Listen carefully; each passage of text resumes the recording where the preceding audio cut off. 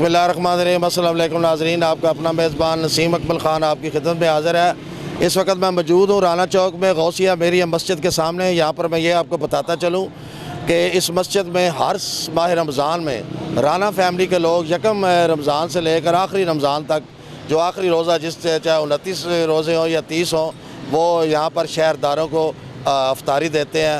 यहाँ पर काफ़ी लोग आते हैं जो घर में सही अफ्तारी नहीं कर सके, कुछ गरीब लोग भी होते हैं, वो भी मस्जिद में आकर अफ्तारी करते हैं, और जो नमाजी होते हैं वो भी खुशी से ये अफ्तारी करते हैं। इसी सिलसिला में आज हम भी यहाँ आए हैं। तो इसमें आज हमारे कुछ साफ़ी दोस्त हैं, उन्होंने भी एक अफ्तारी का यहाँ एहतमाम किया है।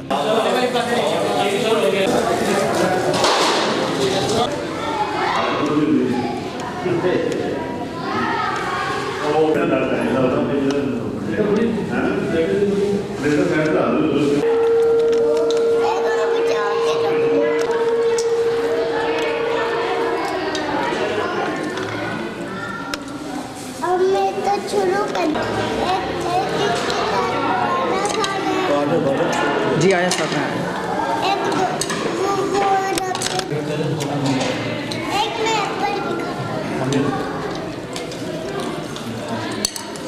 फिर मैंने